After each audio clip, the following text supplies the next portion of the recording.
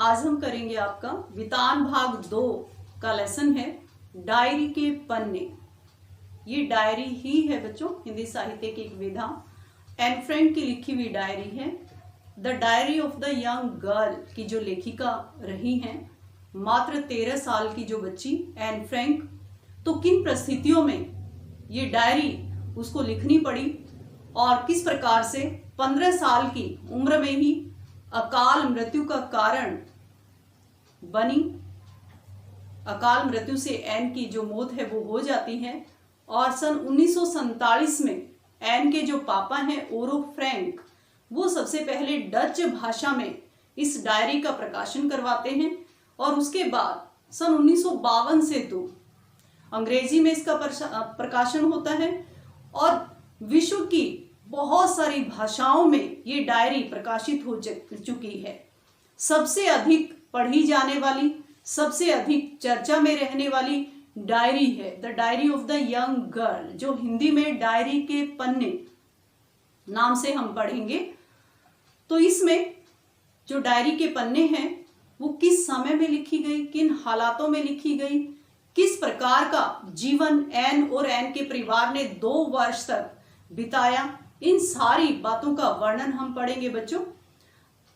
ये जो वर्णन है, डायरी है, लिखी हुई है, वो है द्वितीय विश्व युद्ध के दौरान। दूसरा जो विश्व युद्ध था बच्चों, उसमें जर्मनी के शासकों ने हॉलैंड के यहूदी परिवारों के ऊपर जो अत्याचार किए, शारीरिक और मानसिक जो यातनाएं उनको दी गई, वो सारी चीजें हैं कि किस प्रकार से उन लोगों के साथ पशुओं जैसा जो व्यवहार है वो किया गया।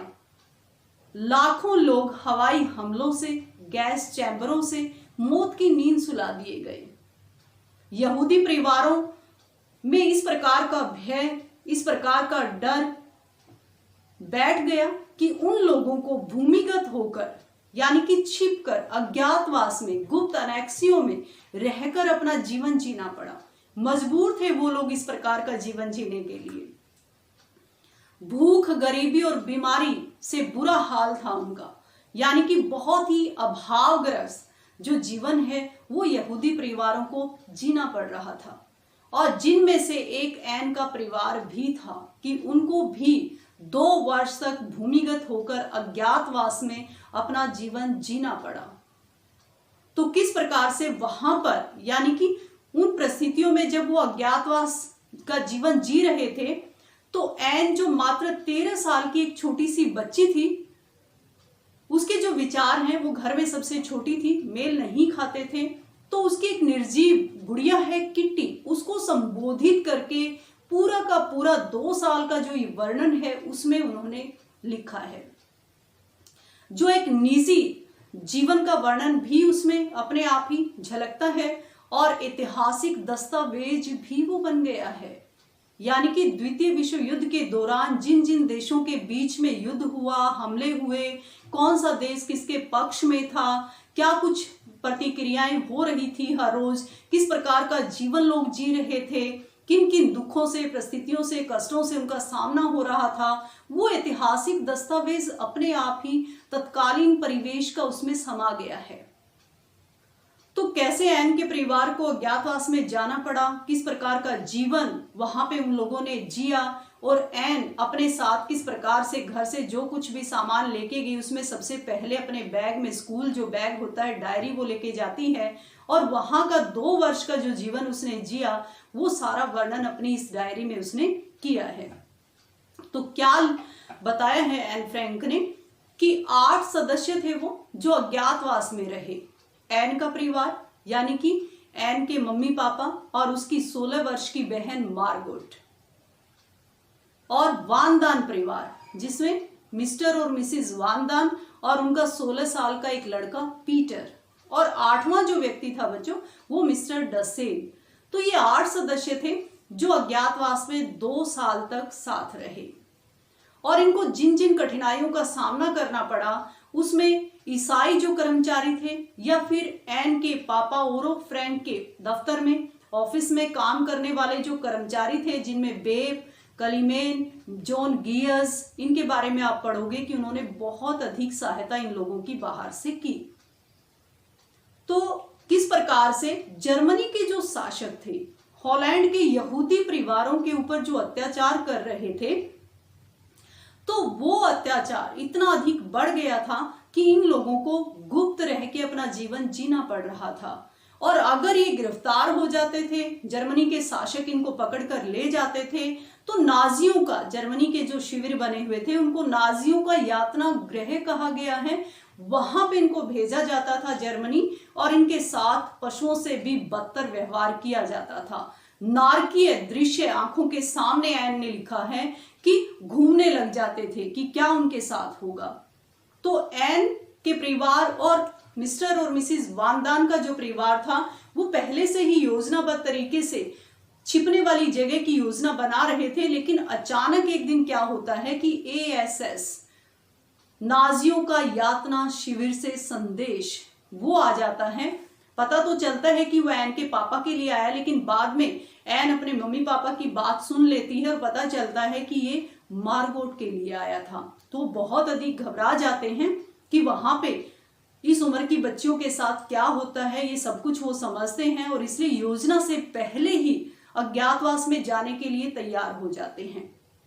तो बहुत ही जल्दबाजी में, हड़बड़ाहट में एन का जो परिवार है अपना घर छोड़ता है, जितना भी सामान अपने शरीर पे वो लाद सकते हैं वो लेके वहां से निकलते हैं, क्योंकि किसी भी प्रकार का सूटकेस या साधन वो लेकर सड़क पर नहीं निकल सकते। एक पीले रंग का जो फीता है वो पहचान के लिए जर्मनी शासकों ने उनको दिया हुआ है, लगाया हुआ है, तो दूर से ही पता चल जाता है कि यहूदी परिवार है। तो जितना भी ओढ़ पहन सकते थे अपने शरीर पे, ये कपड़े वगैरह या सामान जो भी है हैंडबैग वगैरह में लेके अपना छिपने का जो स्थान इन्होंने निर्धारित किया हुआ था, सोचा हुआ था, वहां पे पहुंचते हैं। तो एन जब घर से निकलती है तो बहुत सारे जो कपड़े हैं, 4-5 जो ड्रेसेस हैं वो उसने पहन रखी होती हैं। स्कूली बैग में बहुत सारी जो अपने पेन हैं, कलर्स हैं, डायरी है, बहुत ही ऐसी चीजें जो जिनको ये अहमियत देती है बाकी चीजों से, तो वो लेकर निकलती है और पहुंचते हैं अपने पापा के दफ्तर में। छुपने का जो स्थान रहा है एन परिवार के और वानदान परिवार के जो 8 सदस्य हैं, वो एन के पापा के दफ्तर में, यानी कि ओरो फ्रैंक के दफ्तर में, ऑफिस में छिपने का स्थान उन्होंने बनाया हुआ है। और वो एक जो कारखाना होता है, उस तरह से गोदाम होता है, बड़ा कमरा होता है, उस तरह से बना हुआ है। और भी बहुत सारे छोटे मोटे ऐसे रास्ते या कमरे उसमें हैं कि बाहर से पता नहीं चलता कि इसके पीछे इतनी जगह है। और बाहर से ब्लैक कोड के जो पर्दे हैं वो लगा लेते हैं, क्योंकि ये बहुत ही आवश्यक था। तो कैसे वो वहां पे जाते हैं और रहना शुरू करते हैं, तो ब्लैक कोड के पर्दे उनको लगाना, दिन में बिजली एक मिनट के लिए, एक पल के लिए भी वो नहीं जला सकते, दिन का सूरज और रात का चंद्रमा देखने के लिए वो तरसते हैं, और जो साधनों का अभाव है वो अलग से।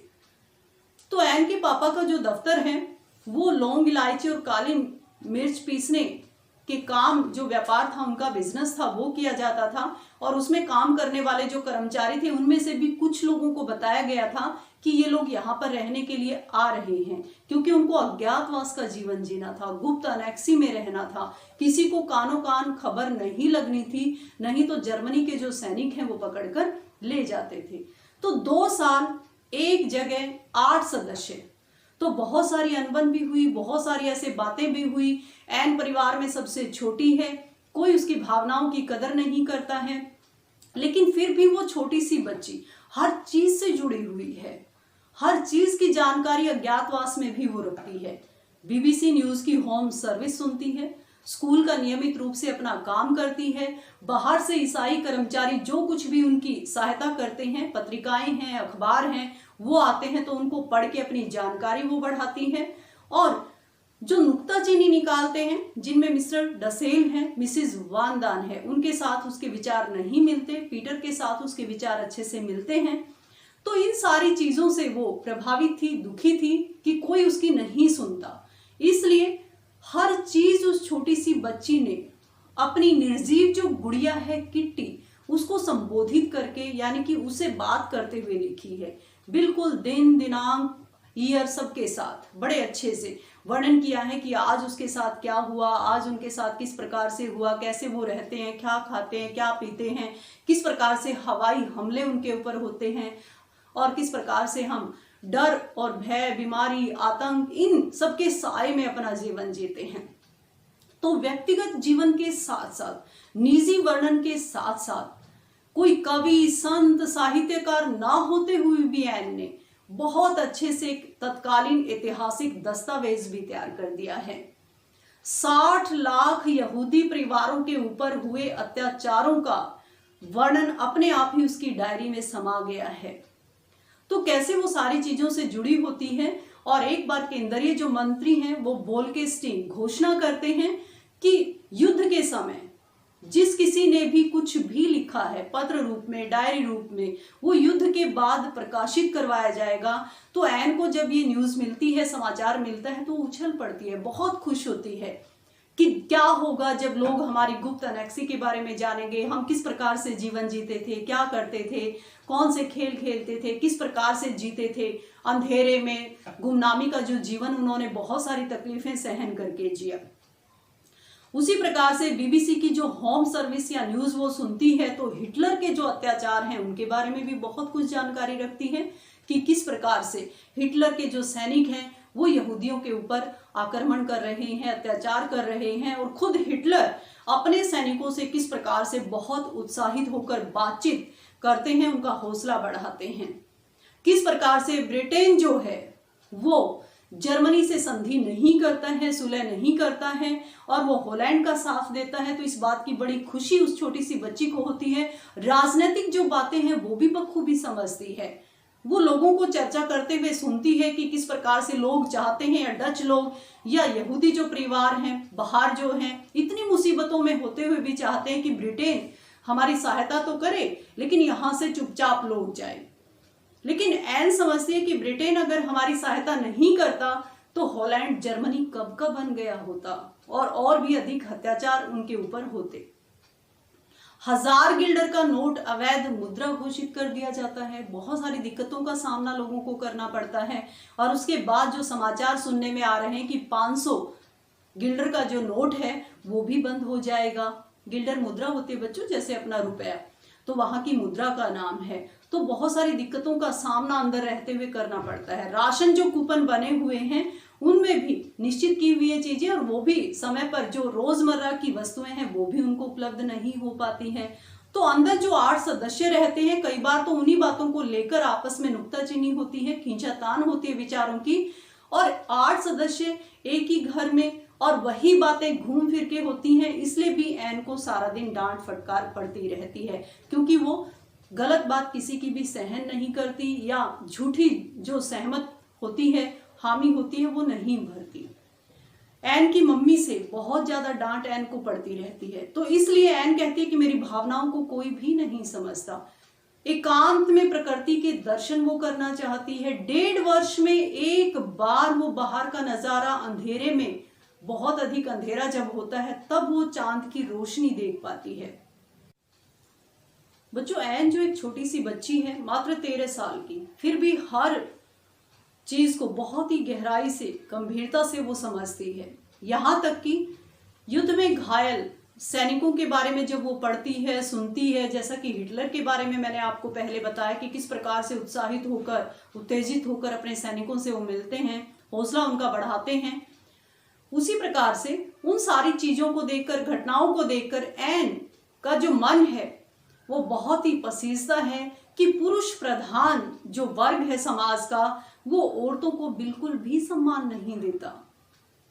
और वो तुलना करती है कि सैनिक जो युद्ध में, युद्ध क्षेत्र में जाके, युद्ध भूमि में जाके घायल होते हैं या वीरगति को प्राप्त होते हैं, घायल होने में उनको जितनी पीड़ा का अनुभव होता है, जितना दर्द होता है, उससे कहीं अधिक पीड़ा औरतें बच्चों को जन्म देने में सहन करती हैं। और फिर भी हमारा जो पुरुष प्रधान समाज है औरतों को किसी भी प्रकार के सम्मान के नजरिए से नहीं देखता। एन का मानना है कि मैं ये नहीं कहती कि औरतें बच्चे पैदा करना बंद कर दें क्योंकि ये प्रकृति का नियम है, ये बहुत ही प्रकृति की खूबसूरत रचना है लेकिन फिर भी पुरुष जो अपने आप को शारीरिक दृष्टि से भी सक्षम समझते हैं, नारियों को कमजोर समझते हैं, अपने इस दृष्टिकोण को बदलना चाहिए और नारियों को भी अपने सम्मान के लिए लड़ना चाहिए, अपने हक की आवाज को उठाना चाहिए।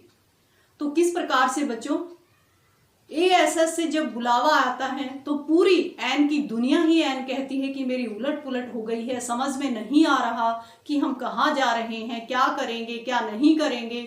एक तो वो घर में सबसे छोटी बच्ची है, सारी बातें उसको बता भी नहीं रखी हैं, तो बहुत सारे जो विचार हैं उसके मन में कुलबुला रहे हैं कि क्या है वो गुप्त एनेक्सिया, अज्ञातवास, कहाँ पे हम जा रहे हैं, कैसे हम रहेंगे, क्या खाएंगे, क्या पिएंगे, क्या पहनेंगे। और वही हुआ कि बहुत सारी दिक्कतों का सामना उनको करना पड़ा, यहाँ तक कि उन लोगों के कपड़े छोटे हो जाते हैं, बहुत सारा अभावग्रस्त जो जीवन है वो उनको जीना पड़ता है। सेंध मारों वाली एक घटना का जिक्र मैं करूंगी बच्चों कि किस प्रकार से वो रह रहे होते हैं। तो सेंध मारी की जो घटनाएं हैं, चोरी की जो घटनाएं हैं, बहुत अधिक बढ़ गई थी। चोरी चकारी इतनी अधिक बढ़ गई थी कि पीठ मोड़ते ही आपका सामान गायब वहां से हो जा रहा था, सार्वजनिक चीजें कोई नहीं छोड़ रहे थे।